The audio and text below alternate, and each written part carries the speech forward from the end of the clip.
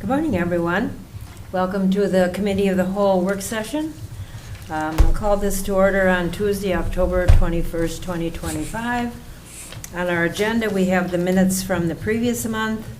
Also on the agenda is the Cook County Historical Society budget request, Sawtooth Bluffs discussion, 2026 budget discussion, and then for information only, we have our 2026 Cook County priorities for the legislative session. And then also in our packet are the minutes of the standing committees as information.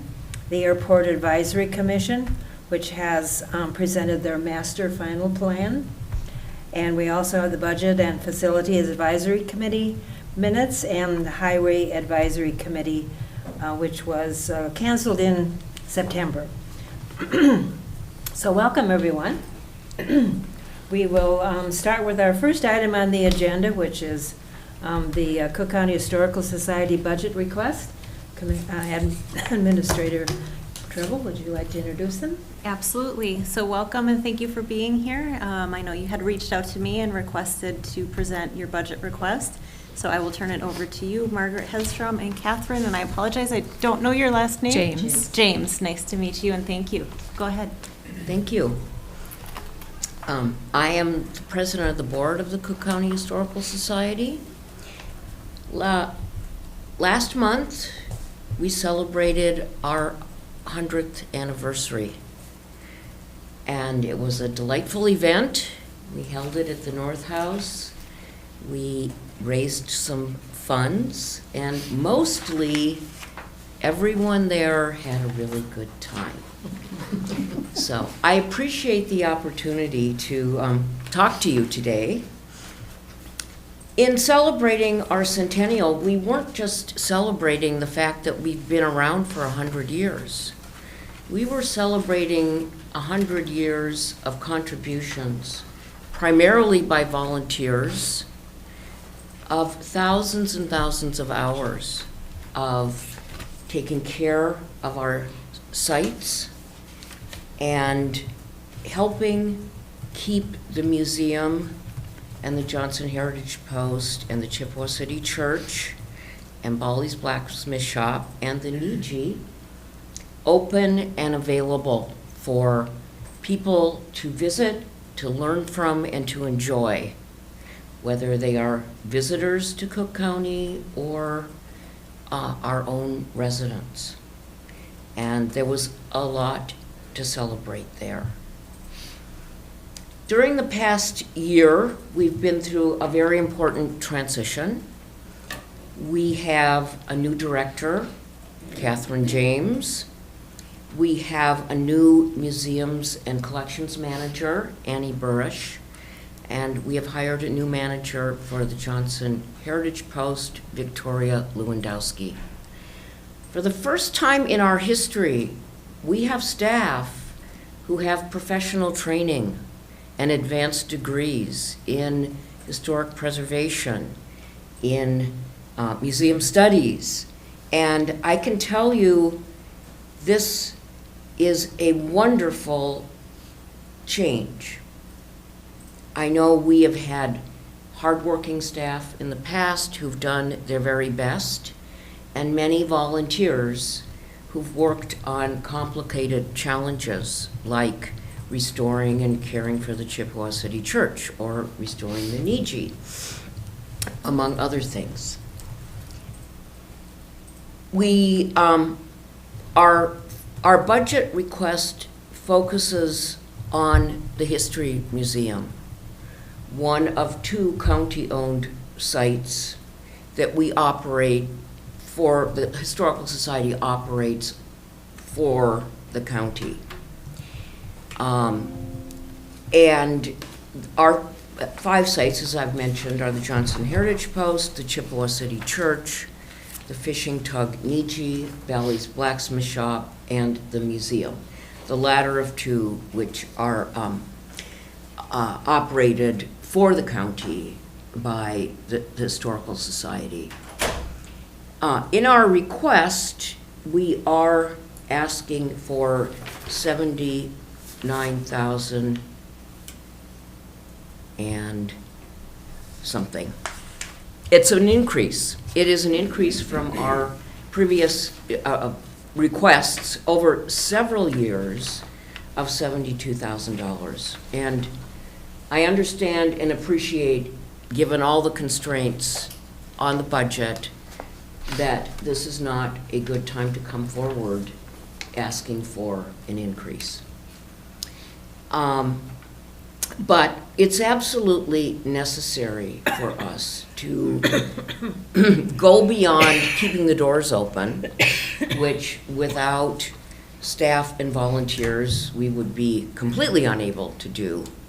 But also this transition where, like many, many, many other not-for-profit organizations that have relied on volunteers for a lot of the work in the past, some who, like the late Eleanor Waha or the late Bob Pratt, would put in 20 hours a week sitting at the desk at the museum welcoming visitors.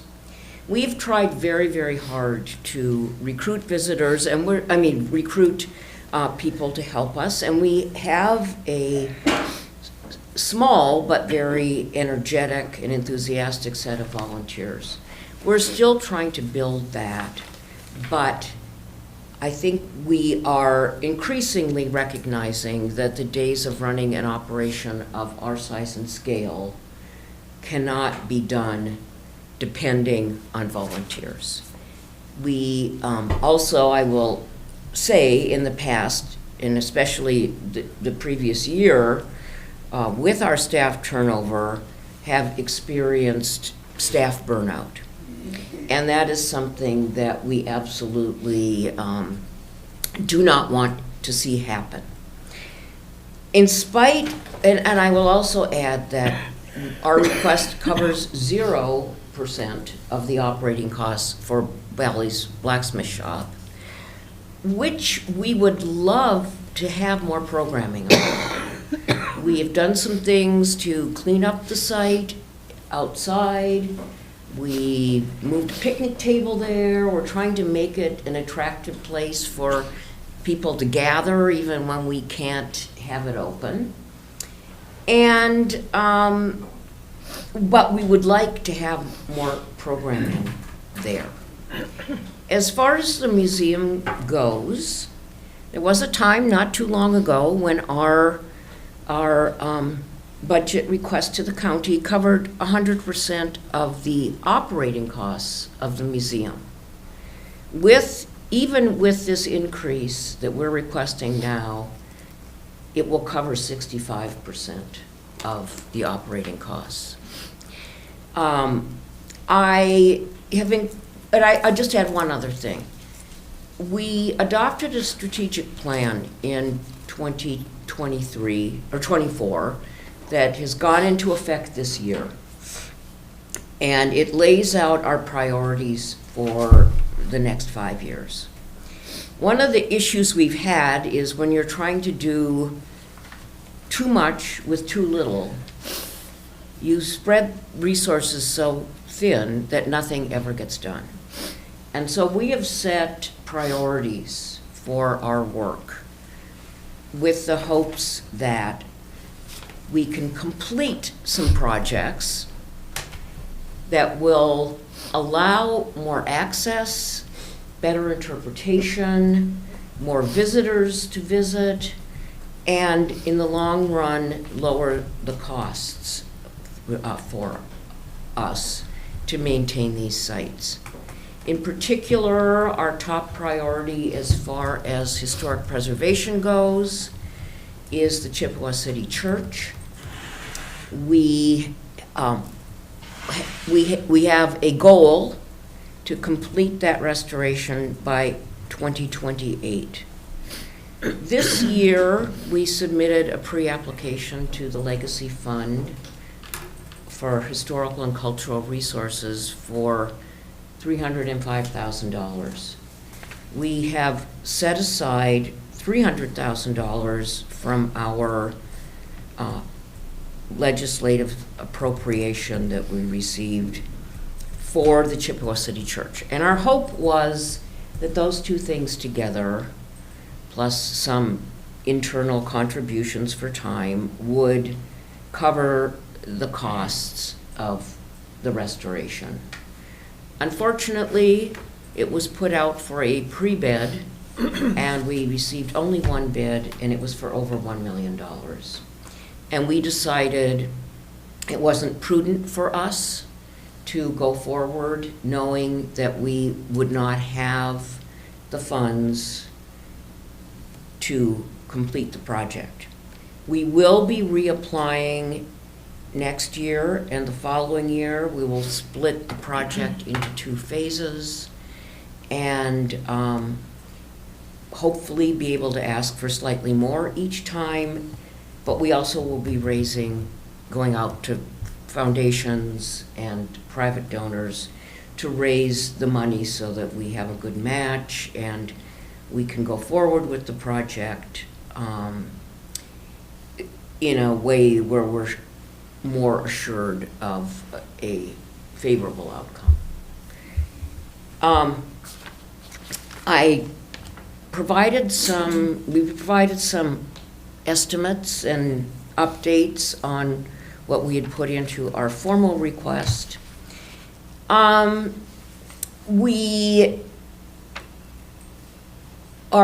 museum and gallery and church visitation increased by nearly 18% this year over the previous year when we were open all year round. So far this year, from May through October, or September 15th, I guess that's the latest data we had. We already were 18% over the previous entire year. And this year with staff, we plan to keep the museum open all year, not every day, but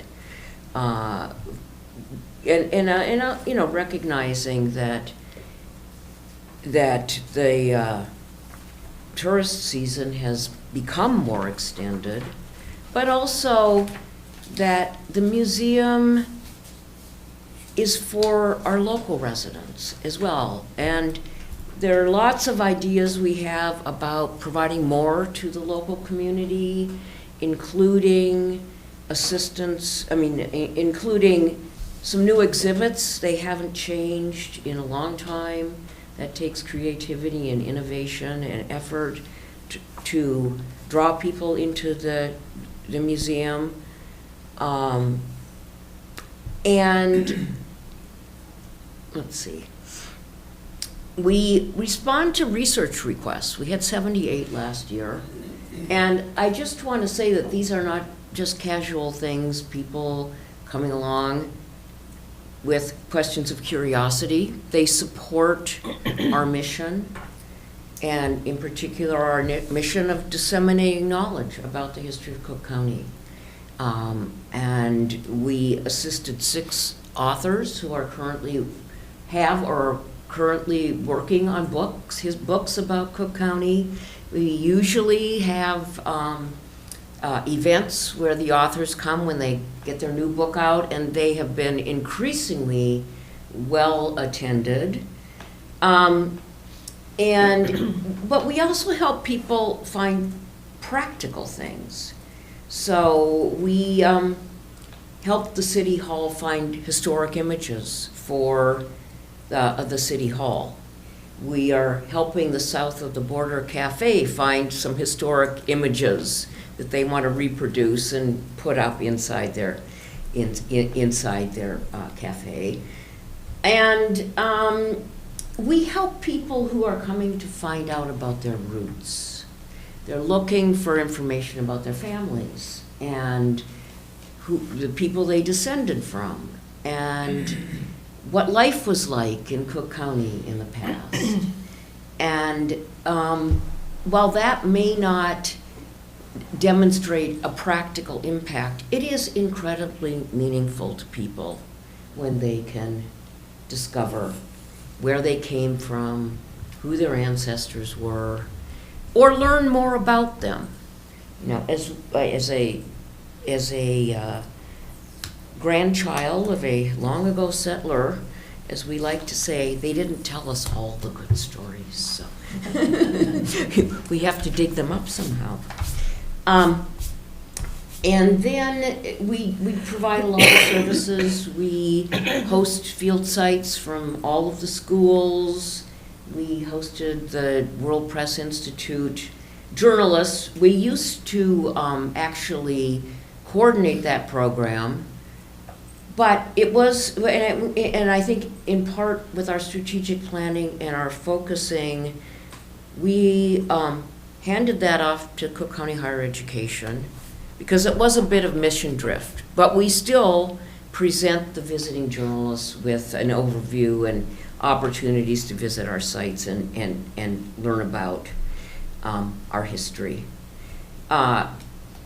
In preparation for the George Morrison exhibit that has just recently opened at the Metropolitan Museum of Art, we received a frantic reference request from the curator and the editor of the exhibit catalog. And they were searching for an article about the logging of the last virgin timber along the US-Canadian border in Grand Portage. They had the wrong title of the article. They had the wrong date of the article, but we found it. And they were delighted, and they do acknowledge us and thank us for helping them with that. So, we also had 4 summer youth volunteers who I think both learned a lot and really enjoyed themselves working with our collections, to the point where 2 of them, Brisa and Métis, were, I don't know how old they are, like 12 maybe? Yeah. They moved all the way up to being able to sit at the desk and greet visitors by the end of the summer, which was wonderful to see. And 1 college student as well, who is interested in going into archives. I mentioned our pre-application for the Chippewa City Church, but we're not going to be deterred. We're going to carry on. We're going to be determined to do this. We have a budget which was provided to you, I guess, just yesterday, that covers our costs. And, we get a lot of our funds from donations, grants, revenue. We are looking at all of those operations, trying to make them as efficient as possible. We're reaching out for new members. And we're doing everything we can, and we really appreciate what the county has done for us. And I hope the county appreciates what we are doing for Cook County, its residents and its visitors, and can find a way to fill our discretionary budget request. And it's interesting, it's called discretionary, but to us, history is not discretionary. It doesn't stop coming. We can't turn the lights out and walk away from a 135-year-old structure and expect it to just stay standing. And more, people are constantly creating new history and more history, and it's gotten much more expensive to do the work we do. The historic preservation, to do it up to standards and professionally, is very, very expensive. I mean, we anticipated, after very thorough review, a historic structures survey, and the development of construction drawings for the Chippewa City Church, we expected about $700,000. And as I said, our only bid was $300,000+ more than that. Because our three of our sites, Bolly's Blacksmith Shop, the Lightkeeper's House and Museum, and the Chippewa City Church are all listed on the National Register of Historic Places. We are bound by complying with the Secretary of Interior's standards for historic preservation, which constrains what we can do, but perhaps more importantly, requires us to do it in a professional and proper way so that these investments have the greatest impact possible and are done in such a way that they have a very, very long-term lifespan. Not as long as the structures, but they're investments for the present and the future. And I think that's all I have to say. Do you have anything to add, Catherine?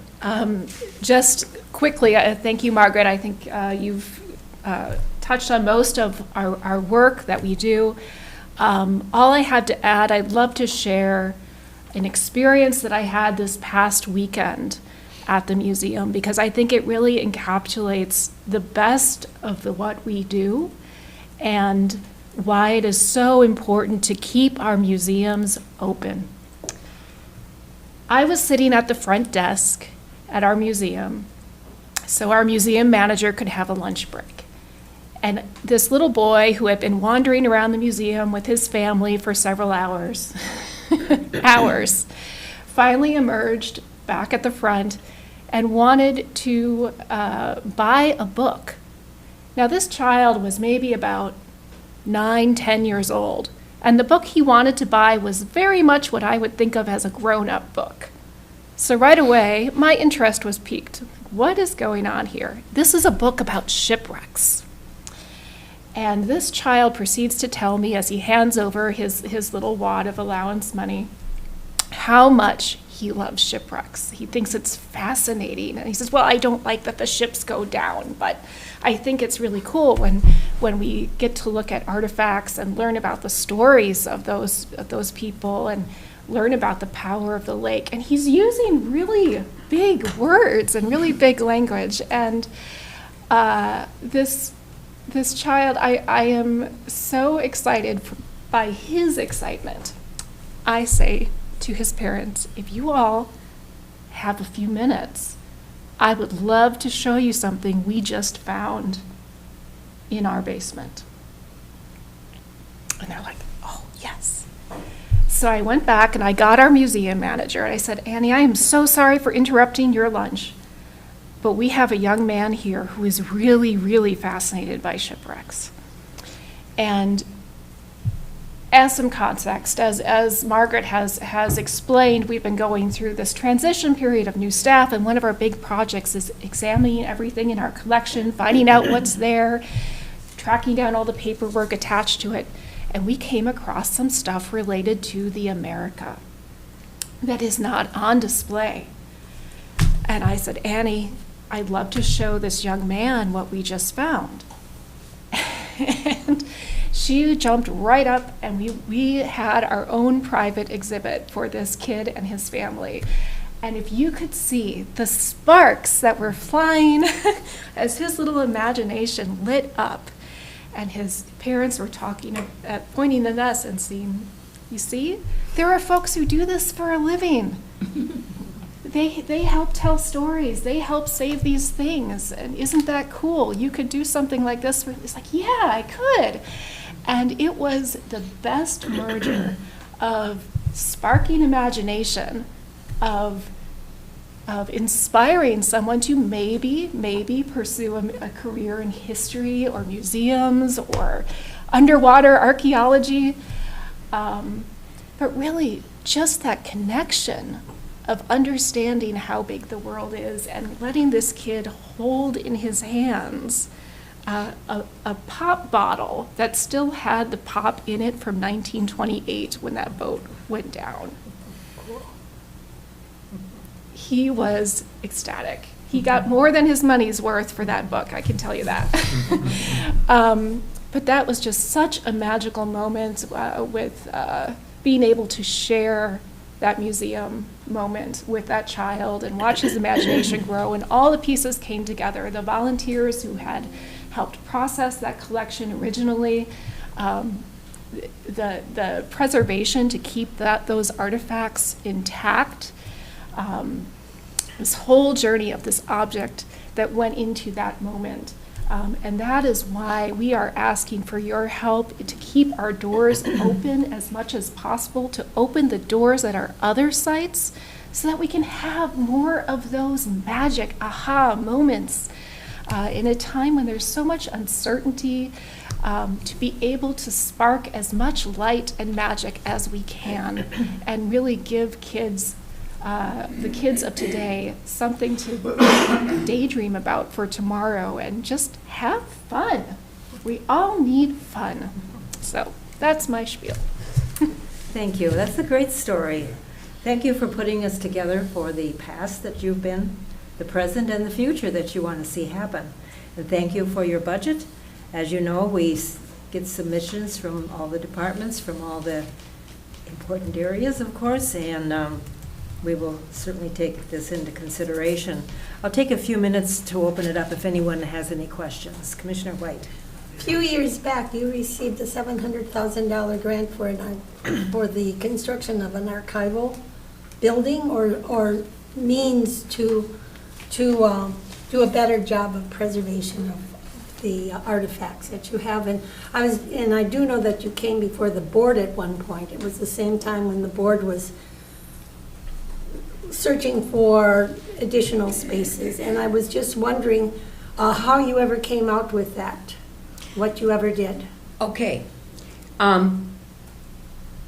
We received $700,000 in a special appropriation in lieu of what was originally a bonding request to build a separate archival storage facility in the business park. After a flood in 2016, I think a second one in 2017 at the museum, which damaged our collections and required relocation of many of them, the board at that time approved a purchase of a lot in the Cedar Grove Business Park and a considerable expenditure to develop the partial drawings for such a facility. I joined the board in 2022, and as someone who has, I have a PhD in history, and I've spent my entire career working with archives, preservation, historic preservation, etc. It was apparent to me that this was not the right solution. Among other things, the site has drainage issues, stormwater issues. It's just not the place to put a storage facility. And equally importantly, there was no thought given to how people would actually use this building. It was, let's take all the stuff it in a $1.2 million warehouse up there. We had no staffing, we had no place for people to use the collections. And subsequently, and I will say the grant, it wasn't a grant, it was an allocation and an appropriation, and it had no specific purpose attached to it. We have set aside, as I said, we decided to set aside $300,000 of that for the Chippewa City Church. We have spent pieces of it on a number of other immediate needs for repairs, and I don't know exactly where the balance of that stands, but we want to use those funds effectively, and spending $700,000 on a $1.2 million storage facility would not be that. Subsequently, and we appreciate very much support from the county, There has been mitigation done in the lower level of the museum to hopefully prevent any flood of that sort until we can develop a satisfactory solution. And I am of the opinion that if possible, we need to find existing space either in our existing facilities or in very close proximity to them and retrofit it for the kind of storage environments we need, which are varied. Part of the problem as well with that storage warehouse was rather than taking the very specific kinds of temperature and humidity ranges, which are different for colored film and glass negatives and metal objects and archival documents, they took the entire range and just said, it has to be between 50 and 80. Well, no, it can't be between 50 and 80. That's the worst thing for some, materials, and the worst thing on the other end for others. So, and then as Catherine has mentioned, our project, we've already dug into a project to really get a handle on exactly what we have so that we can make an educated decision about exactly what we need for controlled storage. Just curiosity. Yeah, no, and it's a very good It's nice to hear that question. you're not flooding anymore. Yeah, it's a very good question. I don't feel totally comfortable from a professional point of view about having things where we have them. But I also, as someone with a lot of administrative experience, don't feel comfortable running out and spending $1 million plus on a solution that isn't going to serve anybody's needs. So. I'll hear one more comment or question. Yeah, so just so we understand the ask, it looks like there's $75,000 in the budget request, and that's an increase, was it from 71,000 in 2024, but then I didn't see it, I couldn't find it in 2025 easily. You're looking at, I think you're looking at the budget, our budget. Yeah. That is an estimate but what we did request was $79,720 or something like that. So Okay. this is for our purposes, for our own budget planning. Mhm. And, one of the issues in our strategic plan was, could we work with the county to have a more predictable budget? Mhm. Because our fiscal year starts on November. November 1st. Yes.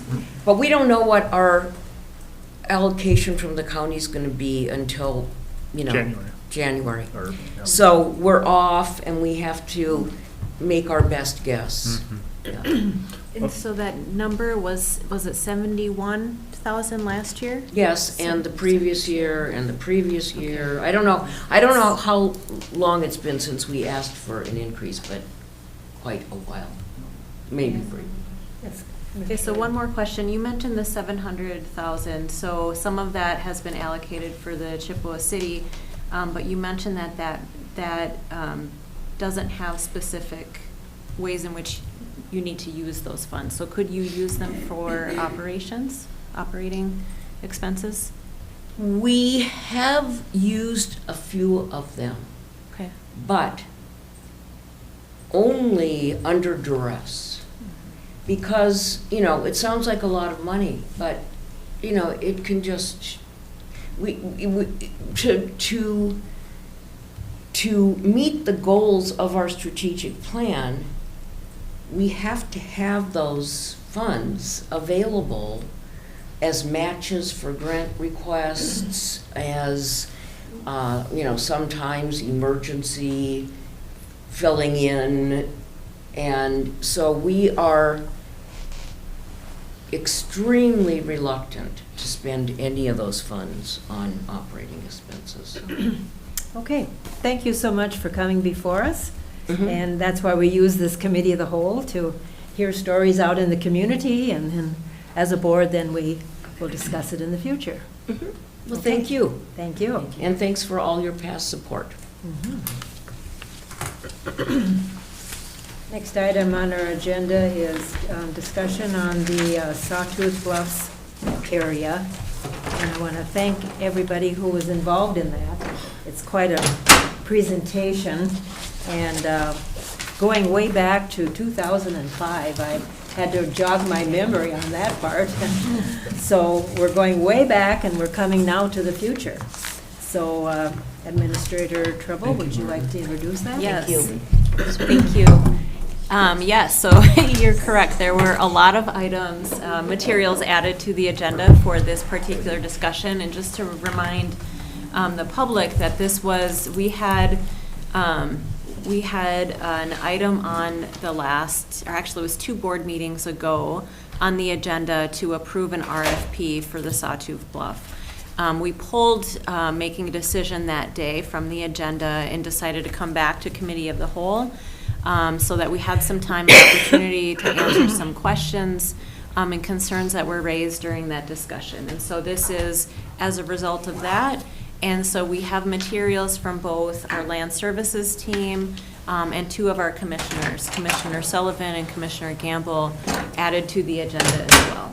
And so with that, go ahead, Tim. Okay, well, I don't want to cut you off, Administrator. Yeah, so with that, my thought for this discussion is to hand it over to Land Services to walk through their presentation, but then also have an opportunity for our 2 commissioners that provided materials as well to walk through that, if that's okay with you. Perfect. Okay. Okay, thank you, Madam Commissioner, Administrator, Commissioners. Good morning to you all.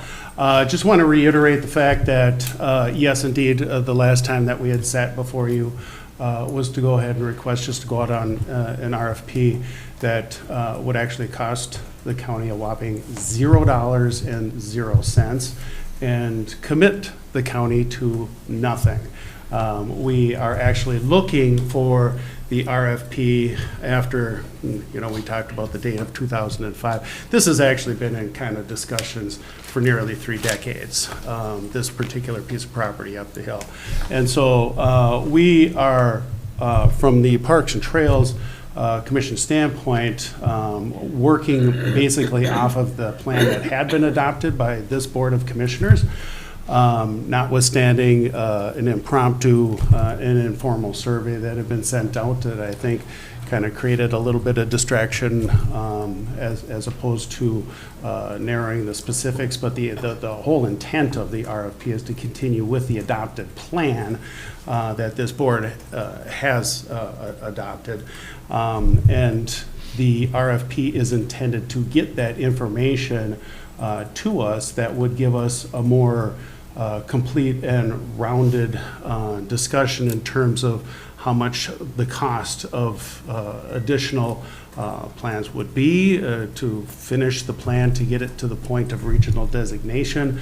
We had realized that the initial plan that had been completed did not bring us to that level of regional designation. We saw that the city of Grand Marais also experienced that same issue and did have to go out and get a consulting firm to make their plan so that it was in suitable condition for regional designation. The intent of the plan is not for the county to spend its own funds, but to help facilitate for user groups and those things to be able to obtain area kind of grants that are out there and not to utilize local resources for that.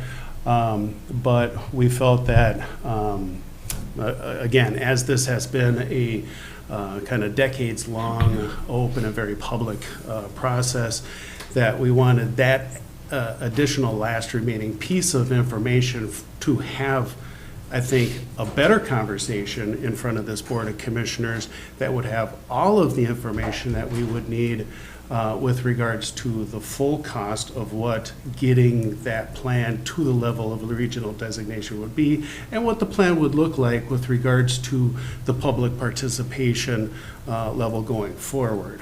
Obviously, any plan going forward that would bring us to that point of regional designation would include a pretty major portion of it with regards to public involvement and input and everything as well. So what our intent was in coming to the board this last time was to kind of get authorization to go out on that RFP, which again would cost nothing and would commit us to nothing. We would get that information back from the consultants, any of those that would that would submit a proposal, and then be able to evaluate and then come back to this board to have, we believe, a more further robust discussion in terms of the actual path moving forward, and having those facts of the cost and what the plan or the path to get to that plan would look like.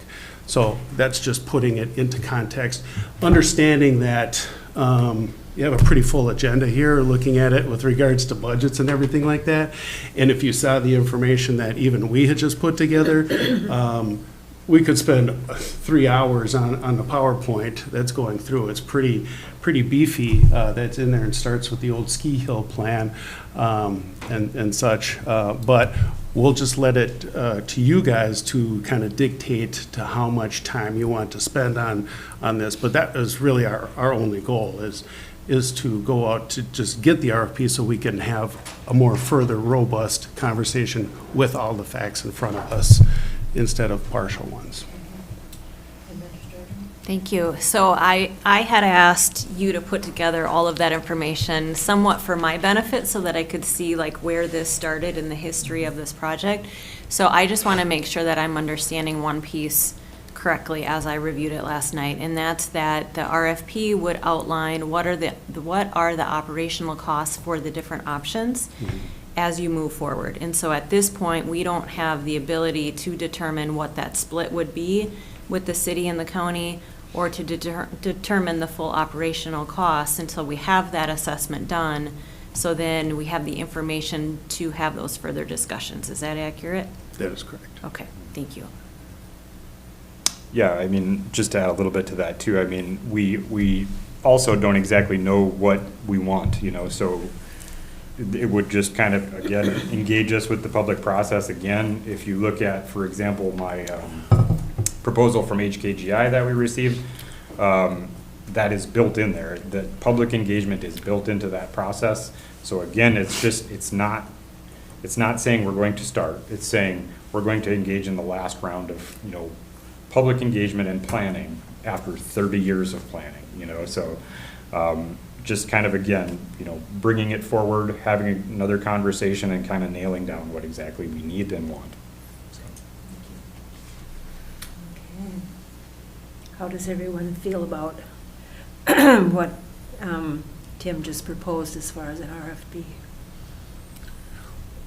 Well, personally, I really like the HKGI option because of the history working with the city. I think they're a really solid firm, and just talking with Dave Tersteg, who is engaged with them to help them get through that process, it seems like a good fit, and considering their cost estimate was half of which what the city paid, I think there's a huge advantage there in that they have that experience with our community and some of the ins and outs. And I appreciate the pros and cons in our presentation with you know, doing the RFP versus not. And there is certainly potential theoretically that it could be a better price with an RFP, but I'd be very surprised just knowing the history and what they already have gathered. But doesn't mean it's not possible. It's just pretty. I think it's pretty likely it'd be a higher cost than HKGI, so that gives me more confidence in that. But Do we have a time frame on all of this decision making? I'm thinking like December or something? Sorry to jump in. So, I mean, one slide I think that was kind of important to highlight is Greater Minnesota is kind of going through their files of, you know, their regional parks, potential regional parks. And I did correspond with Joe Chapowski, who's the coordinator for Greater Minnesota. He said that actually before the end of the year, they intend to kind of bring up all of these potential parks and kind of identify where they are at. And potentially, I don't exactly know what that means, but you know, it could mean that we lose our opportunity to do something with the legacy dollars that are potentially, you know, there. Go ahead, Tim. And certainly as that direct towards, then the answer to the question would be, we would want that information or the RFP information if we do go out for that, and be able to come back to the board in December to have really this discussion in a more robust fashion with all of the facts on the table. And to kind of to back up to what Commissioner Mills was saying too, I recognize on my slide it was kind of blocked by my pros and cons list. But if you kind of look at it, I mean, we do have developing a public engagement plan in there, you know, meetings with stakeholders as part of it. Additionally, you know, in phase 2, you know, working with the city to form a joint powers board, summarize the input that we received from phase 1, you know, address all of those concerns between aesthetics, environmental concerns, and then, you know, kind of work towards that final master planning process. And, you know, as Joe mentioned in his email, he has a lot of experience with doing this all over the state, and has, you know, seen grassroots efforts, and he's seen efforts working with consulting firms. And he said that he has not experienced a project that's this dormant be revitalized in the grassroots effort. And he said, again, being able to go to the commission and say, Grand Marais and Cook County are working together on a joint powers plan, they've hired a consultant, would go a long way in identifying how they want to, you know, dog-ear this project, you know, whether or not they want to put it to bed, or, you know, if we want to show them that we are still eager to continue. Yes, Tim? And that being said, Madam Chair and Commissioners, that this particular step that we would be taking is not making that decision right now. We would have to have that other discussion. That other discussion, the Board of Commissioners may say, meh, we don't want to do any of this. But it's good to have that discussion with all of that correct and accurate and up-to-date information in front of us so that we can make that best informed decision. And we believe that that would be able to be accomplished in December Okay. Travis? at the latest. Go ahead, Commissioner White. Commissioner White? And so those dollars with the HKG, they would, for public input, do they put a dollar amount on, I mean, do they specify public input as being essential to the next step forward, or? Well, they would identify it as one of the steps as far as attaching a dollar to it, and that's what we're looking for, is for them to come back with an overall kind of sense of what that would cost, and then that would then put the onus on us to have the discussion with the city to say, okay, you know, what is your level of interest? What is our level of interest? We can do public engagement things, and we have in each of the steps that we've done this, regardless if it was the old ski hill plan or the comprehensive land use guide plan. We've talked about it. We've had public meetings and public discourse. We've had public meetings and discourse with the comprehensive trails plan, and also with the Sawtooth Bluffs comprehensive plan, all before they were adopted by this Board of Commissioners. So we could do that as well. And would that agency give a look at what the ongoing cost would be if this were developed to have campsites and trails? What would these are all estimates, what would the cost be for maintenance of the trails and for cleanup, and what is that expense? Would they come up with some And everything changes all the time, so. Right. Is Yep. there- That's kind of, I mean, in that slide that Janice showed, that was the intent, is like, Yeah. we need to show not only ourselves between our joint powers agreement with the city, we need to understand who's gonna take the responsibility. But then, like, in order to receive that regional designation from Greater Minnesota, we need to show them that. Like, this is how we're gonna operate and maintain it. This is gonna be our budgetary cost. This is gonna be staff time, you know, these are the things that we need to identify. So, yes. But, you know, to answer your question a little more, depending on how robust we want to make the public engagement process, that may dictate price a little bit too. Like, if we want to reevaluate what they've proposed to us and do more time, more meetings, that could incur additional costs, you know, because it's all an issue of time, so. I apologize for not being able to attend the discussion when it was brought before the board. I had the COVID, but I watched, and it just sounded like there's a lot of questions from commissioners. So I just want to make sure that the questions are getting answered. And I don't know if there are more questions, or if at this point you've been able to have conversations on the sides, or where things are at there. Tim? And thank you, Commissioner Mills, and though I'm not a commissioner, and I know that was directed towards the commissioners getting their questions answered, I know that there was a lot of emphasis kind of placed on that informal and an impromptu survey that had been sent out, and that was not a part of the official plan. That had been discussed at the Parks and Trails, and Mitch put that together and put it out, and sometimes we just do that. That was not intended to be an official step in terms of moving forward with this. And in fact, the moving forward in this is what is like outlined in the Sawtooth Bluffs plan and the Comprehensive Trails plan, as those action items are identified in there in moving forward. So the actions that we take in wanting to do this RFP is already based in those plans that are adopted by this Board of Commissioners. So and the only reason I say that is that we don't have to put a lot of weight in that survey, that we've recognized some of those questions are, you know, kind of sketchy or more difficult to answer, and some can be, you know, interpreted this way or that way or whatever, so. Yeah, I think my memory is the Parks and Trails Commission was just looking for a gauge, because it had been long enough Yeah. since any discussion had happened. That's like, hey, let's just get some feelers out there and see where things are at and how much more communication needs to happen and all that. So Right. appreciate that work. Sorry that it's led to confusion.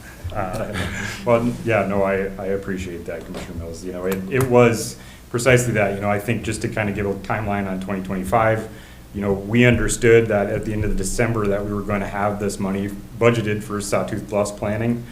You know, so right at that meeting, we decided, okay, we're going to do a meeting every month instead of once every 2 months like we usually do, because we want to come up with, you know, a barometer of what the public's feeling. So February, we, you know, drew up the survey. I presented it to the Parks and Trails Commission. We put it out the subsequent month. Got a really good amount of response, and that kind of showed us, yes, the public still does have an appetite for it, and, you know, that's kind of what we used to identify that we wanted to proceed, you know, with going forward. Any other questions or comments? Commissioner Gamble? Thank you, Madam Chair. I think foundational to this whole thing is actually finding out what the local citizens want. That's foundational to the whole thing. The simple thing for me is, if you look at the key steps to take before sending out an RFP, you need to clarify your goals, you need to determine your scope, you need to establish budget, and you need to engage stakeholders. If you look at, in your presentation, which I appreciated, that if you look at the outline plan for the development of the old ski hill, it says that these are basic things that we need to consider, contribute to and not distract from the quality of life of residents of Grand Marais and Cook County in general. That is the foundational statement that came out when this plan began to be looked at. Another point was involve only small public investment, yet provide significant addition to the features that encourage long stayovers by visitors. What does that say? That identifies a target group. That is not local citizens. If you look at the EDA mission statement, broaden the county's physical attractiveness and whatever is deemed to be in the best interest of the general welfare of Cook County citizens. And the economic impact study that was done in the Go Cook County, that focus is an investment must be made to make Cook County competitive with competing tourist destinations. Restoring vitality to the tourism economy is critically important to the overall well-being of the county. Research implies that recreation and tourism development contributes to rural well-being. If you want to look at Cook County, with all the recognition we have, with all the participation we have, our problem is not tourism attraction. Our problem is managing tourism. My wife and I watched a documentary the other day on Portugal, and the term that was used was controlled tourism. I thought, now that's a term that's interesting.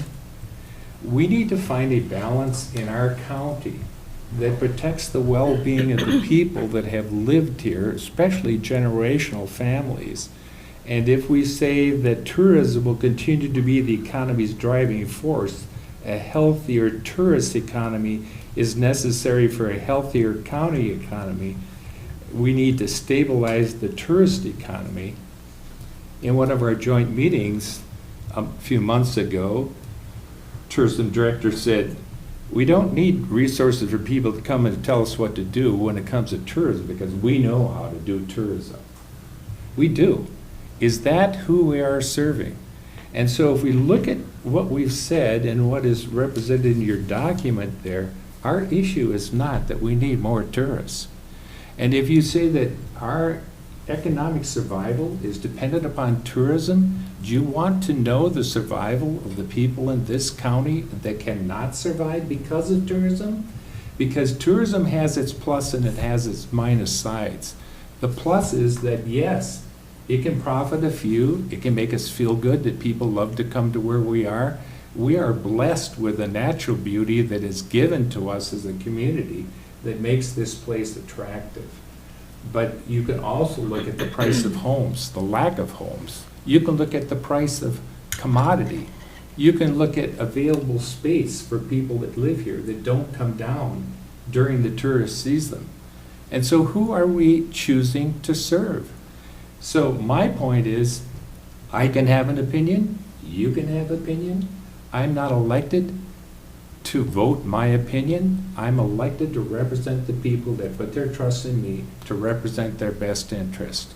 And so what I am saying, very simply, and I'll back up and preface it by saying this, at the point that the Preserve the Bluff came up as a result of Mr. Sheaf saying, here's 80 acres. In my first term as a commissioner, we were dealing with this. 10 years later, we're dealing with it. What to do with that 80 acres? And so for those that, Commissioner Storley, I don't believe you were there during that discussion, but when John came before the board, the discussion was, so what are we going to do? We either make a contribution to our tax base. I'm of the opinion we need to, because we have very little property that we can generate revenue to lessen the financial burden on the people that are paying the tax now. If you look at the fiscal disparity situation, the way it is aligned right now, we're putting more burden on the basic taxpayer because our businesses are not contributing. They're paying, but it's not going to us. And so that puts more burden on our taxpayers. So when the decision in that meeting and they made the motion, it was, let's make a decision. It's been over 10 years. This gentleman has worked with us. So if we're not going to make a contribution to tax base by allowing this property to be developed, then we're going to make a decision based upon aesthetic. We want to protect that bluff. And that's the commitment. But in making that motion, I said, there's no way I will spend taxpayer dollars to buy that property. Because taxpayers can look at it and say, I want somebody to help share my bills, so let's develop up there. But the consensus of the board was, we want to protect the aesthetic. So then it's up to a group to be resourceful in order to do that. So my point is that my decision was based upon a consensus. It wasn't what I would have done, because I would have made a contribution to tax base, because we need that tax base, especially when payment in lieu of taxes is very fragile in our economy. So why do I say that? I say that it comes to another point here where I'm saying I'm elected to represent the best interests of the people in our community, not the loudest voice, not the special interest groups. I've had enough experience as commissioner to know that special interest groups and the loudest voice tend to drive a lot of decisions, and they cobble together some things to warrant what they do, and they push past the public voice. That's not how you build trust relationships. All I'm saying, ask the people whose lives will be affected by this decision, and if they're for it, I will support it 100%. It's an investment that if we do a mailing, we just did a mailing on the school referendum. 3,000 some people that pay taxes in this county, that live in this county, whose lives are impacted by the decisions we support. Ask them. Ask them. Do a credible study. Don't do a study that limits the findings, that gets skewed because we have an elderly population, the highest in the state out of 87 counties, that don't voice their opinions through a computer. And so we could do a study. I have a representative nature of the question, very simple, that'll tell us what should we do. To send out a referendum, we should engage stakeholders. These are all of the best practices that should be followed. We haven't done that. It seems that by saying that a referendum, it cost us nothing. Yes, we can ask, we can do window shopping and look at something, but we're not going to buy it. The statement we tend to hear is that we need to move this forward. And I agree, let's move it forward, but let's respect the people whose lives are impacted by this. If they in fact want this, if we understand what cost is, we're saying here that $30,000, that is levy money, that $30,000. If we take additional money up to the projected $50,000 to do a study on this, those dollars are not direct impact on the taxpayer, but what we're doing is we're incrementally making the snowball bigger so that the people who are impacted by this just get rolled over because the momentum, well, we're in it this far, oh, we've got this, well, we've got that. All I'm saying is let's do a survey of the people whose lives will be affected. If it's a question, we have no trails, we have no camping, we have no activities, we have no things that people can get out and enjoy nature in our county, that would be a statement that would be very hard to make. And I am saying, let's find out what the people want. If they want it, I as an elected representative of those people will support it. If they don't want it, then let's focus our energy and our resource on things that we can serve this community. We are not elected to serve the tourists. And I am not disparaging tourism. I'm saying, and it's been proved throughout the world, there needs to be a healthy balance in order to protect the interests of our community. So I appreciate Do you your think the survey that you put together reached the most amount of people in Cook County as residents? That impromptu informal one that had been sent out in the spring, no, I don't think that was adequate that to fulfill this. However, I do think that Commissioner Gamble brings up a very good point, and I know that even when I first got here, I was able to read some books about communities, say like in Colorado, that are completely, overtaken and overrun with tourism and such. So it is very important and very key to be able to manage the tourism thing. But one thing that I think, and I think we can do this at the same time. I'm not sure that fragmenting it into different processes would be maybe as effective as incorporating that into this one process. So we can impact the request for proposals. It's not a referendum. The RFP is a request for proposals to include a portion on that public engagement to specifically look at managing the tourism and what it would cost and how we could do that and how people would feel about that and be able to address that in the same process instead of having this process and then maybe that process and whatever. I believe it would be very effective to actually incorporate that all into one.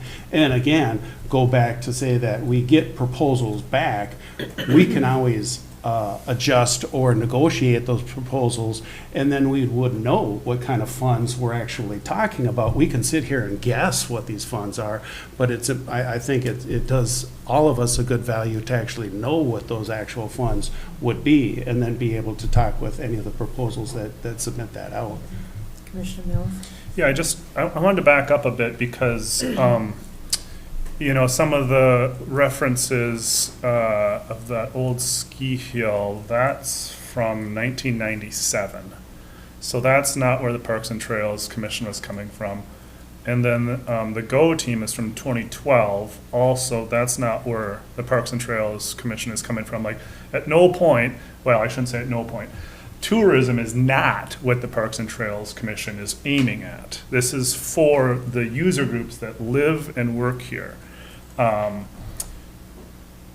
Tourism came into play, I'd say, because the idea is like, sure, that'd be great. How are we going to pay for it? And so it's like, well, there's always ongoing costs. Maybe there could be some campsites for revenue or something. It was just an idea. It wasn't like we need to build this for campsites. That's not. It was just like, how can we get some kind of sustainable revenue to do this? And I'm sure there's other ways, even just a little box for donations or whatever at the trailheads. But I just want to be clear that that's the aim of the Parks and Trails Commission, is for people who live and work here. It's not for visitors. We respect what tourism brings to our community and that economy, but really this location is basically in town. And there aren't that many opportunities within walking distance of town to do that. I see people walking on the roads often, and that's great. But I think hopefully we all understand that walking on a forest path is much better for our mental health and our physical health than walking on a road with jake braking or whatever, you know. And so it's never been, at least as long as I've been working with the Parks and Trails Commission, that this is going to be a large development. It's always been kind of that smaller scale, but we wanted to include all the ideas that had been presented before, and there were some other ideas for making a larger campground or whatever, but that's never been I'd say the take of the Parks and Trails Commission. So I just want to be clear on that, because it seems like there's confusion of what the aim is and what we've heard from the community. And the whole thing has been a public process since, I don't know, the last iteration when David Demmer was here.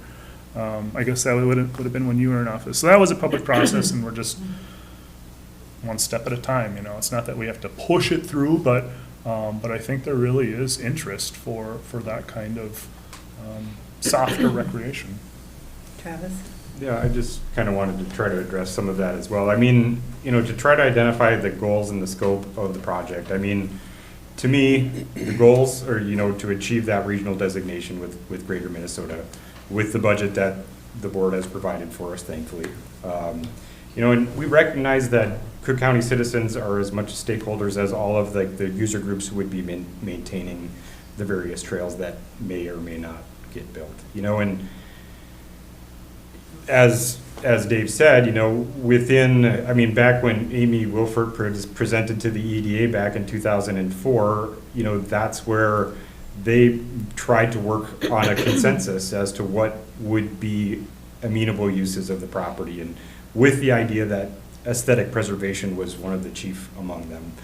You know, recognizing also that, well, there needs to be some amenities, you know, and there was talks of, you know, a trade village with the folk school and as well with Cook County Higher Education and, you know, lower on the hillside and not presenting kind of that big aesthetic change up further on the hillside. So, I mean, even since, you know, 1997 when it first came out, that was kind of what the public outcry over, you know, developing this into a plat or, you know, a resort or something like that. You know, we got immediate feedback about that. And, you know, in that subsequent 5 years before Amy presented to the EDA, you know, they were working on developing that consensus. And so I think it just shows we have a long history of, like, we have considered the public opinion in this.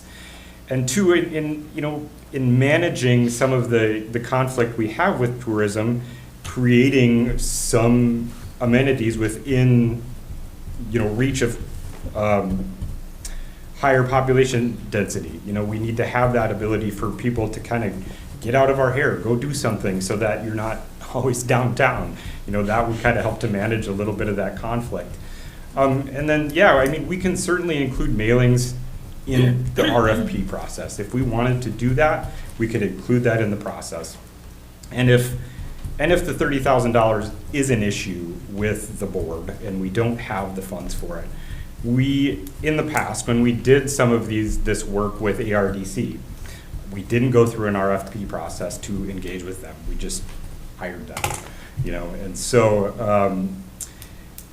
and when we did that, we paid them with funds out of the payment in lieu of taxes fund with the Parks and Rec fund. So, and additionally, like, I'm concerned if we don't make a decision on this, one, like, we lose an opportunity with Greater Minnesota, and two, we don't know what might happen if we don't propose a solution. You know, if we can't get a consensus as to what to do with it, I think we just lose an opportunity. And then finally, I mean, Jen, would you be able to bring up that image like from the end of my slides? Just like at the very end. Like some of the pictures that I have. Keep going. Right here. So, I mean, you can see this is the hillside we're dealing with right now. You can see the water tower right there in the center with the towers at the top. I took this last week. What's also going on in that picture is one of the largest construction projects in the county right now.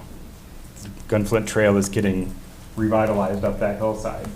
So what we're proposing, even if we do proceed with an RFP, the most we'd be talking about are some 3-foot to 6-foot wide trails on the hillside. You know, we're not looking to denude the hillside of vegetation. We're going to continue to have it as that aesthetic hillside. And if the ship sails on the Greater Minnesota process, we're kind of left back at square one as to what we're going to do with it. So that's my concern, and I think that's the concern of the Parks and Trails Commission too.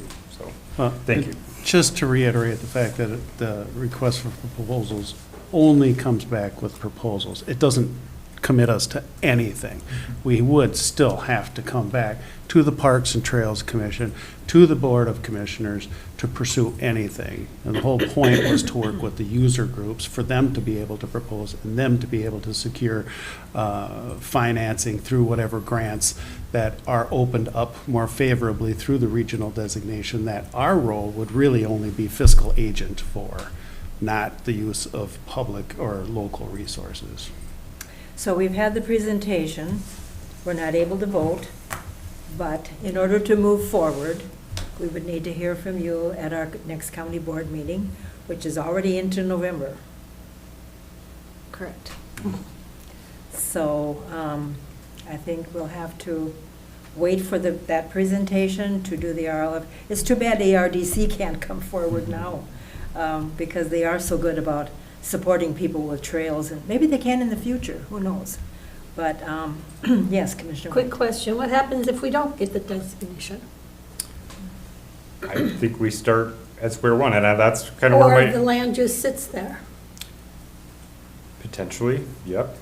and people will have to walk up Pincushion, and they'll have to go to Onion River, and they'll have to go to any high spot along the shore that they can access, I guess. The fact that if we don't get regional designation, and that's a goal simply because it opens up grant funding for our local user groups to be able to use that funds for that. That's what the whole point of regional designation is. It doesn't lock the property down that nobody can use it. People can use it, i.e. the greatest example of that is the dog park. We don't have regional designation.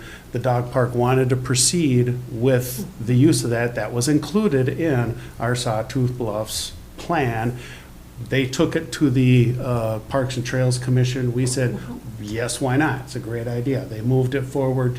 We had a blessing from the commissioner, Board of Commissioners. They brought it to the city. The city said yes, and they're using that. They just don't have the funding, or didn't get the funding through any of the grants that would have been able to have been open to them through the Greater Minnesota Parks and Trails Commission.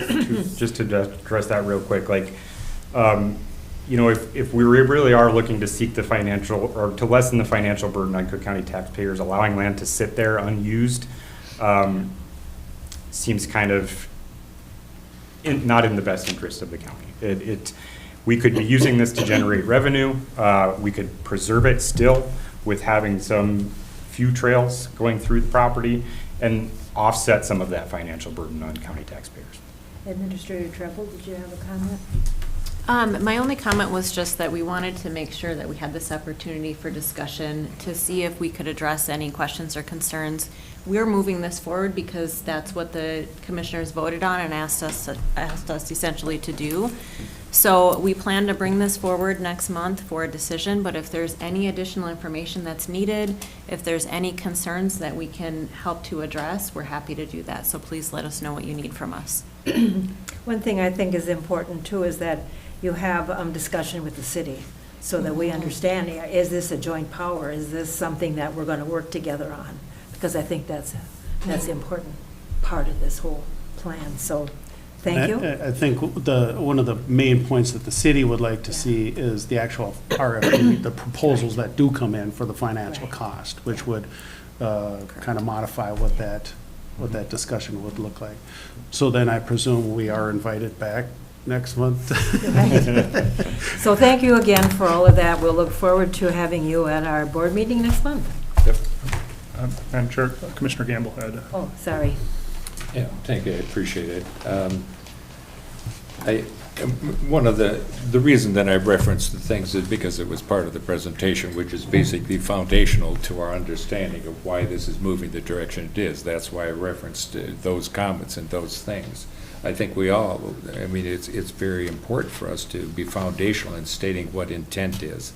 And that is both what an RFP, you need to state intent. And it's the same thing with Greater Minnesota with the Parks and Trails. If you look at their outline for what should be followed, if you follow best practices in that regard, we're not doing that.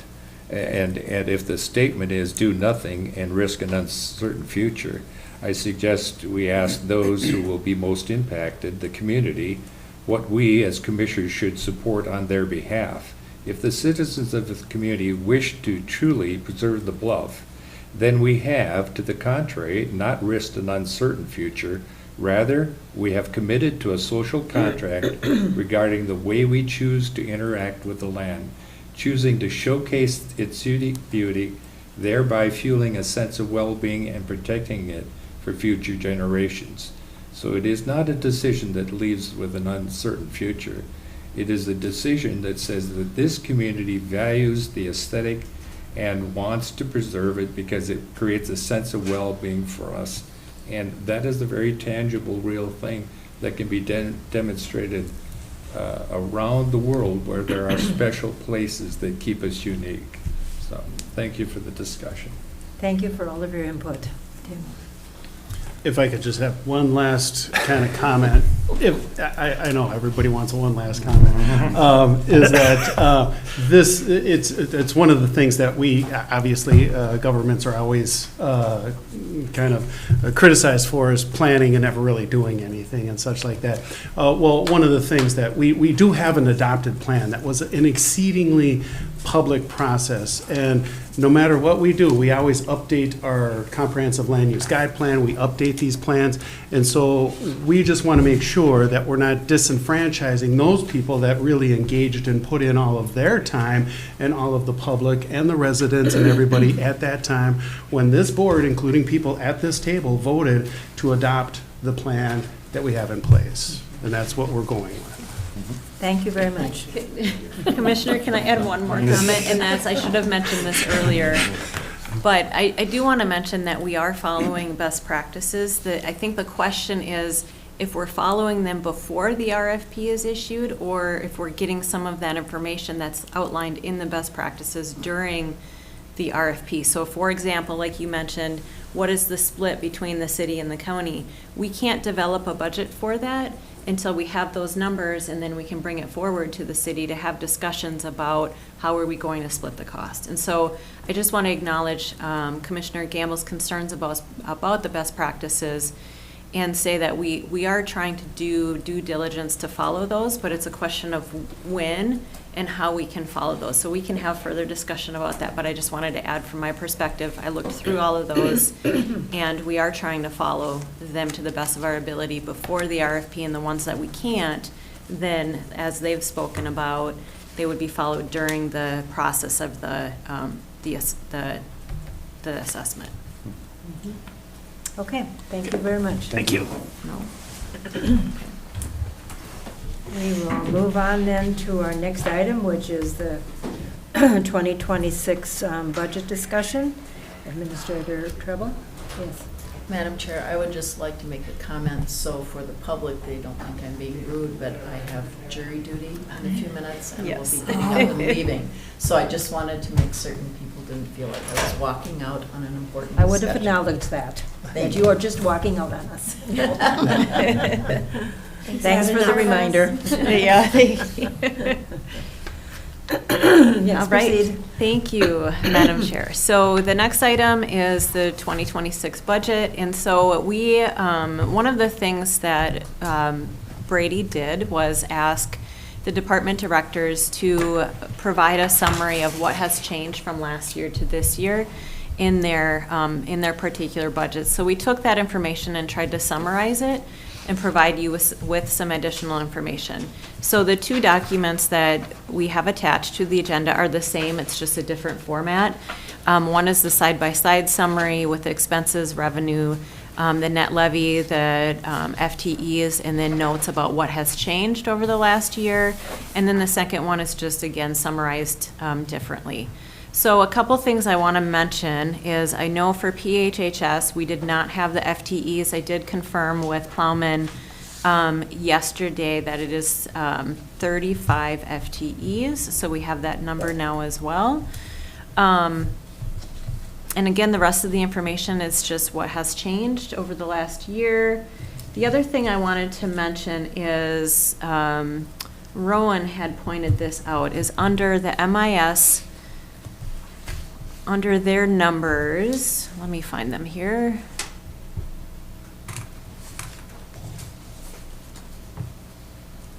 They do have additional revenue that comes in, but it goes into a reserve account that they use for their infrastructure. So their revenue number is actually larger, but it doesn't go into their base budget. It goes into a separate line item that they use for infrastructure. So just wanted to make note of that. And then the last thing I wanted to mention before I just turn it over to everyone for discussion is Brady and I have talked about timeline for the budget discussions, and so we wanted to bring it here to talk about what additional information do you need and want to have, what additional conversations do we need and want. But we basically have 2 more meetings before we need to make a final decision. So we have the November 12th board meeting, and then we're kind of holding December 2nd as another option if we need to have additional discussion with a final decision needing to be made on December 16th. So that's our timeline. We still have a October 28th meeting too, right? Yeah. Okay. That counts. Yes, absolutely. I think our thought was to try to get the discussions done during those 3 meetings, but yes, we have that meeting as well. But Brady, what do you want to add? Anything else? And for me, the key is to find out what you need to help make the decision. We've got reams of information. How can we put that together to help you?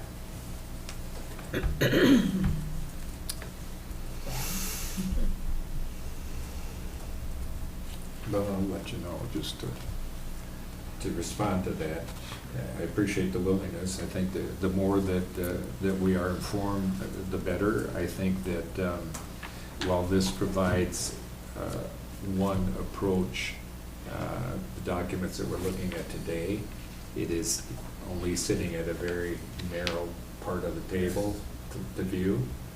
I think that when you are dealing with budget, that you need to look at trends. And at least in my experience, when I look at trends, I can see significant changes, which then raises the opportunity to ask questions as why are we seeing a significant change in what our typical budget, has been in this particular department. And then when you have that discussion with the department head will tell you, well, that's because of this. But there have to be indicators, and the indicators are going to be an evaluation of the trends over a period of time. And when we have these discussions, you might come back and say, well, that's because of this. And now the narrative informs so we understand. And I think what we need is we need to know that kind of detail that informs changes in what we have normally seen. The other thing is when we see changes outside of the context of what we normally do in operations, talking about state or federal government changes, we need to know what are the ramifications of that we have to adjust our budget accordingly. We have to make adjustments if somebody else that's part of the players in the game are making adjustments. Life cannot go on the way it has. We have to make a response to any change like that. And that is a difficult thing because it's an uncertain thing that is always waiting for a final, definite resolve. And when we have things that are questionable relative to where our status is on payment in lieu of taxes, where we have questions with the responsible share that comes from the state on helping us in public health, human services, those things are the things that we identify the challenges we're facing that are introduced this year that might not have been part of our budget process last year. So I don't know if that makes any sense, but for me, when I look at this, I will look at the variables, and I can go back and look at variables that precede this, the 2024, and then it helps me understand, and then I can ask a question based upon that observation. So, but I'd be happy to give you, a very simple bulleted outline as to saying this is what would be really helpful for me. I think most departments, they do that when they're putting those numbers together, but they're not providing you with a spreadsheet. Yeah, and that's what for me, what's most important is the narrative that supports the proposal. And the other thing I would say in view of just looking at this from the, how I would sift through this information, I don't think that we're in a year where we can afford to be adding additional staff or creating from part-time to full-time. There has to be a real significant justification to do that, just as in all of the requests that come that are, discretionary funds. Boy, there's gonna have to be some solid basis to do that in the fiscal year that we're looking at. And it's not trying to be a wet blanket on things. It's just trying to be fiscally responsible and acknowledging the realities we're dealing with in this budget cycle. So to Gary's point, and I don't want to put Brady on the hot seat, but already explains here that he has previously said to us, it's really important to have a shared position in the recorder office. And then they've been going through the payroll system. So right there it says, this is what they're requesting because of what their needs are in the auditor's office. You know, the assessor is saying Ty Blatnick appraisal, the work done there, personnel, and we all are facing the insurance increases with public, you know, our insurance. So that's what bounces off to me. We already have an explanation in a couple of the offices. Commissioner Mills? Thank you. Yeah, and to Commissioner Gamble's point, having the trends or seeing that longer term picture, like I really appreciate all this information I know is requested. I personally really liked last year's process and the year before that, and so I was able to compare every year's general expenditure and revenue and actual and budgeted and all that, just so I could see that broader timeline and see where these changes happen. And then typically there's an you know, down at the bottom in red you give an explanation of what's changed and how, and that's the same information here, just in a different format. So I don't know if that's Yeah, so we've got onerous. the first report that came out, Gary's got it here Mhm. in writing. Yeah, Of course, it's not, it's that's far the back. limitation Yeah. of our system. It's not a long-term Yeah. trend. It's 24. It gives perspective, though. 26. Yeah, It gives yeah. some perspective. Yeah, But is that the type of yeah, that's what trend, helps. a longer trend line? Well, I mean, you get into mess when it gets into like the COVID dollars, because Yeah. that doesn't Yeah. really Right. show anything. But much like, yeah, just that first, that's the format I prefer to, it gives me perspective, but it might not be right for everyone, so. That's what I like as well, and feel it, the last couple of years have been very, very helpful. Is that like, This is the same format Yeah. as was last year. Yeah. That was the first one that went out, but Yep. is that like a 3-year look back? Or what is Well, it? I think because of COVID, you Yeah. know, Yeah. Commissioner Mills' point, it skews everything. So Okay. it's really, it's not helpful. I mean, because there has to be too much narrative to explain why this is, why that. But the point is that if you look, I'm just saying that if I wanted to look pre-COVID, any unusual circumstance that affects the norm has to be set aside, because it'll confuse you. But I think that the more we understand things, if we said that the point in time when the state mandated that we had to hire so many more public health human services individuals, boom. That's, when you look at it, you say, well, why in the world are we projecting this? Well, because it's a mandate. We've got that now coming up with the paid family leave and stuff. We got mandates. So what you do is you look at your budget and you're gonna say, I mean, from my perspective, is that what's fixed? What's fixed that we have no control over unless we want to go to the legislature someplace and tell them, hey, this isn't right. But we're seeing that the off-putting of budget constraints that happen at the state and federal level are getting supplanted on our local population, and that's a problem. If it matters, there need to be a partnership in sharing those costs. And so, anyway, I'm saying, yes, take the COVID out of it, but I wouldn't mind, you know, looking at the pre-COVID, but it's, you know, you're the auditor treasurer, so your recommendation, and when I look at budget practices and the course that I took, I'm just saying, give me evidence, give me information, and give me something that can reinforce and inform my decision when it comes to my stewardship responsibility relative to taxpayer dollars. And I would say in my first budget experience as a commissioner that there was just sort of an increase in income, and the department would say, here it is. And then you'd ask a question, and it's like, whoa, now they have to explain it. And I was surprised that process was as shallow as it was, but anyway.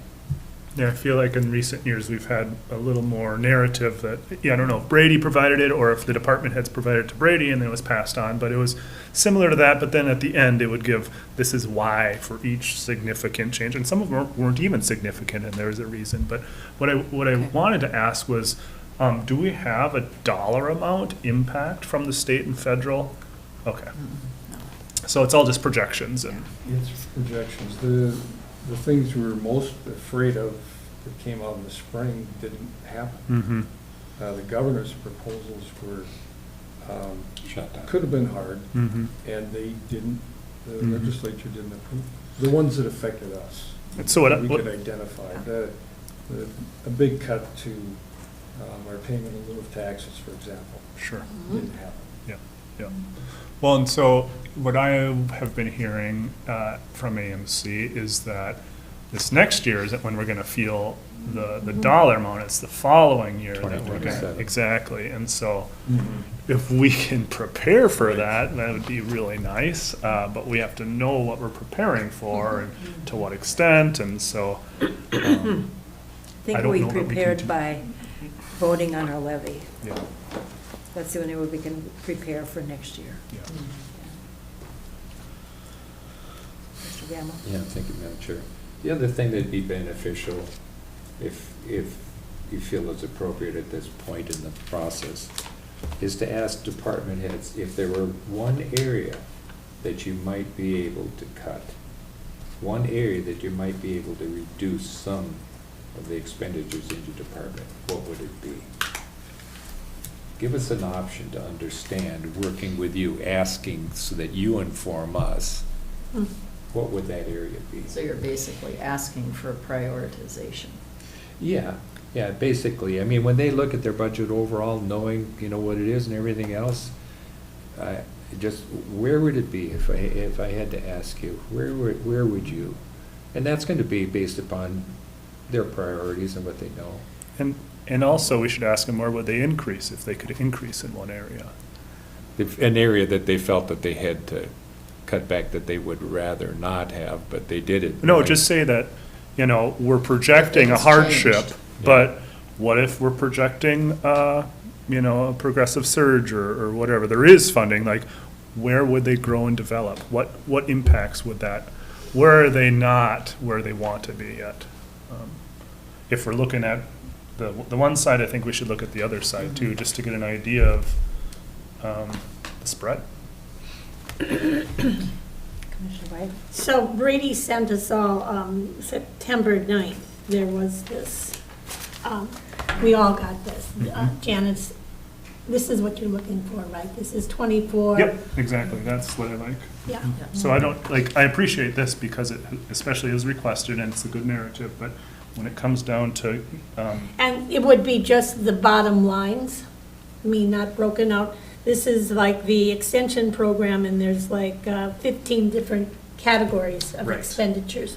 So it would just be for the bottom line for tracking from 24, what was approved, it was, I can't read it, is 96,400, and in 24, the actual was this, and then in 25, and then yeah, for me, I don't need to know each department's printing costs.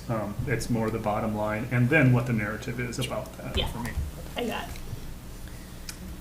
Administrator Turbo? Thank you, Madam Chair. So one question about the one area to cut is oftentimes organizations, when they're asked, what would you cut, they're given a percentage. So I guess that's my question, is do you want us to prepare, like if each department had to cut by 5%, what would that look like? Or do you want an overall, what's one thing that you would cut for your department? My response to that, and I think early on in my first term, I said, to Brady that going into the budget process, I'd like to request that departments cut their budget by 5%. And my comment was, not that I expect that we as a board will approve that. I want to see the process. I'd like them to go through that experience. So I'm just saying at that point, it was a figure. I would say at this point, just ask it. For some 5%, it might be, whoa, and for others, it not. Just ask them Yeah, just ask open-ended, them. not a percentage, but just say if you could cut, where would that be? Yeah, thanks. Okay. Um, Okay, thank you. I guess I'm curious. That's from my standpoint, but. Yeah, so in the NACO budgeting class, do they suggest that? Like, just ask departments where to cut? Because it seems like it's not the best use of their time if we're not gonna do it, or if it's not Well, real, Mike- or, you know, like, it just seems like an exercise that isn't as productive as we might need people to be. Well, not to confuse, which I can do, that my comment to Brady that and it was in response to the question, percentage. I said, initially, I had said percent because I wanted to see how departments would respond to that. But just ignoring that comment, it is a discipline which you're looking at when you're saying that if we find that it's lean and we need to cut, where would you do that? We're not telling you what to do, we're asking you, because it's your department and whatever, to say that.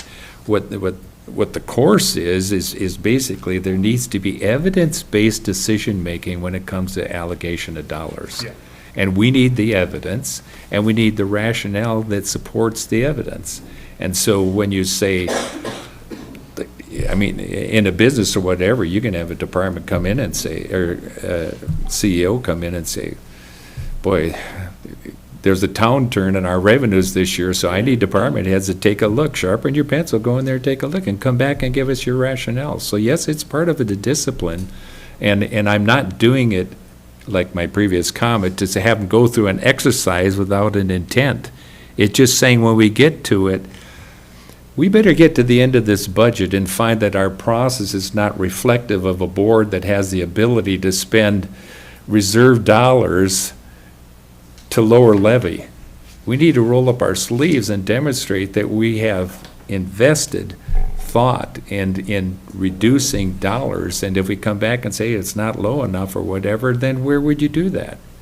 So Well, that's I think what. it's gonna be hard to find evidence on where to cut if the need is there.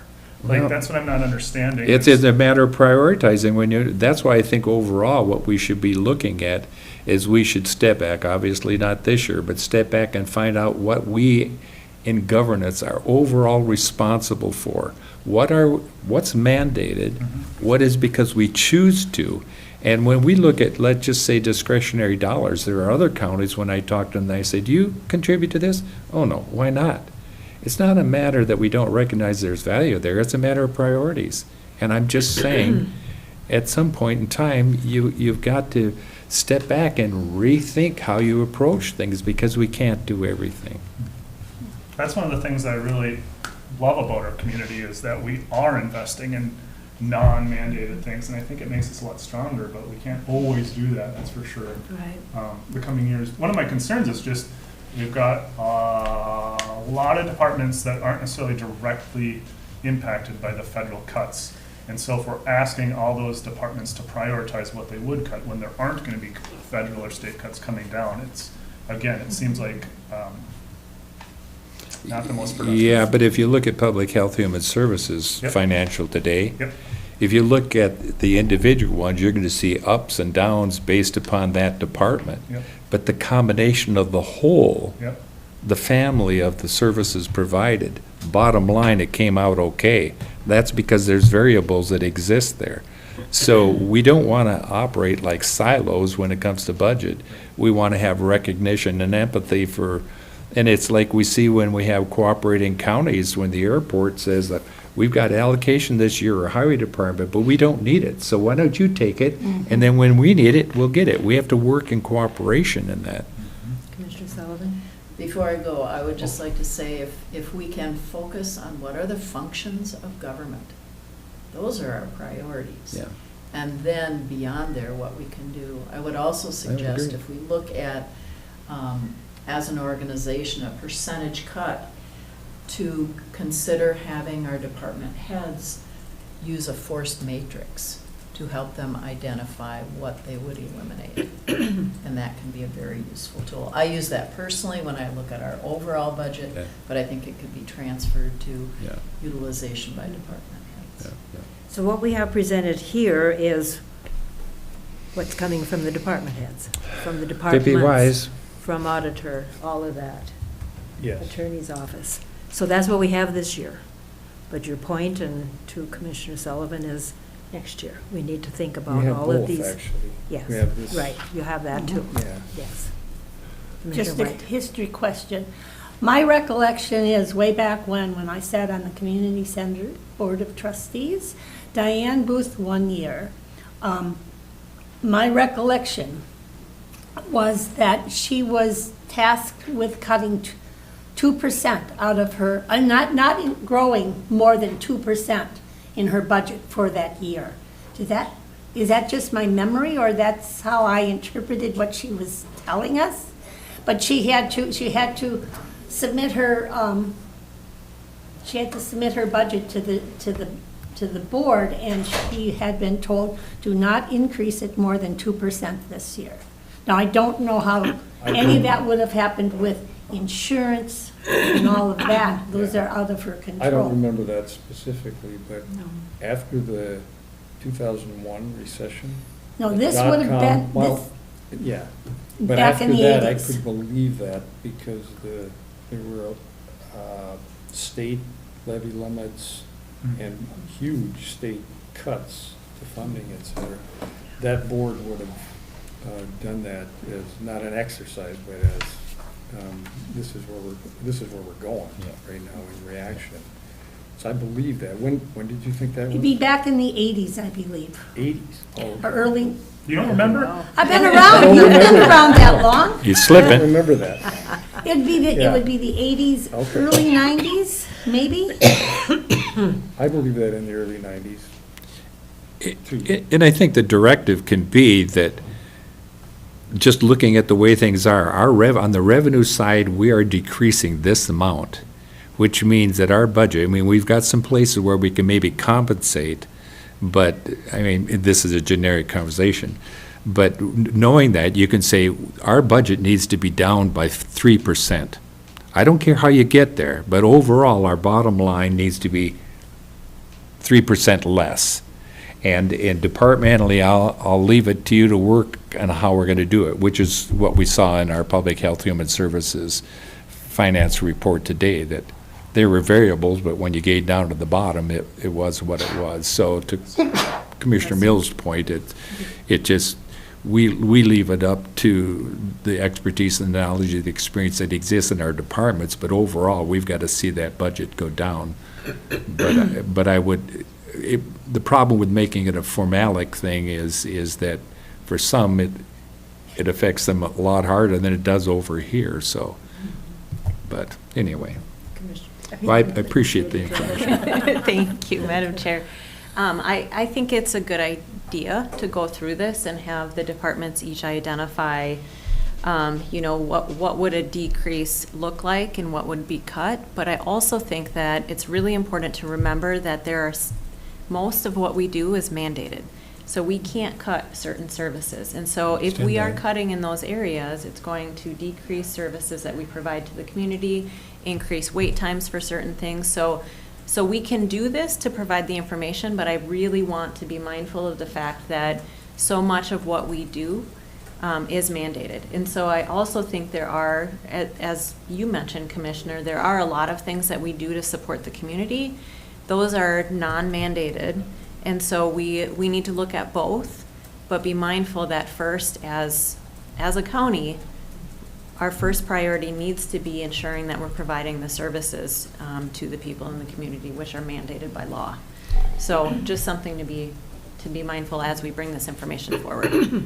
So in matter of time and so forth here, because we have another event going on, if you want more input, let Brady know so that he can prepare for our next 3 meetings and move forward with that.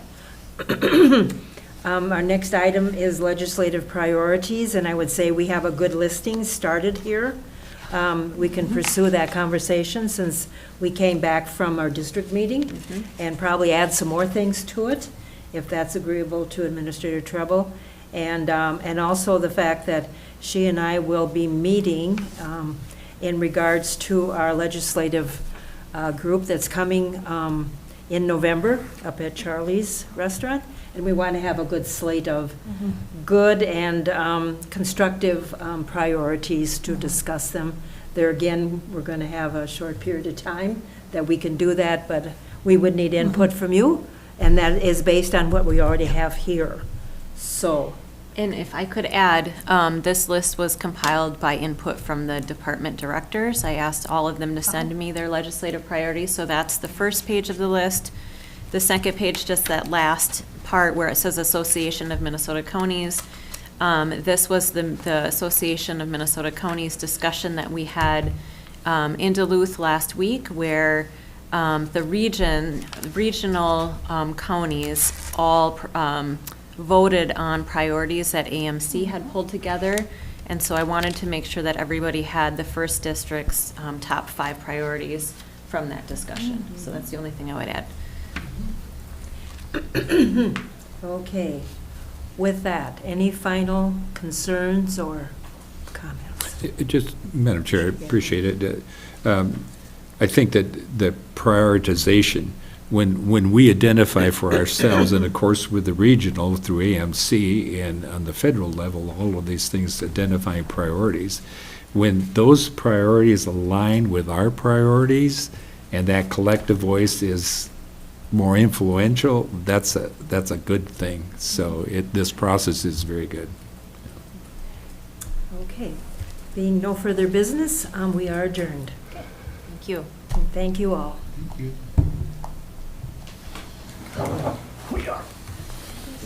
Somebody's coming, they're waiting to come in here. Yeah. Oh. Really weird.